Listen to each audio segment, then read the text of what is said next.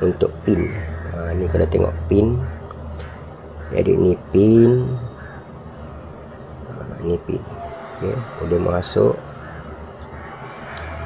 Okey, itu dia.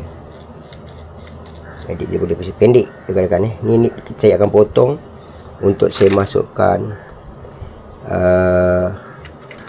kita punya long sub lah, maksudnya kepada long sub. Dia akan masuk gitu, dia akan pergi pada axle lah. Itu sikit sebanyak.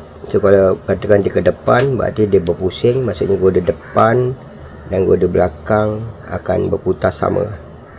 Kalau reverse pun sama, forward pun sama. So bila dia ke belakang, maksudnya pin ni tidak masuk dalam ni slot ni. So diibarat dia terberhenti lah. Bila dia terberhenti, kerana apa? Di dalam ni ada satu mekanisme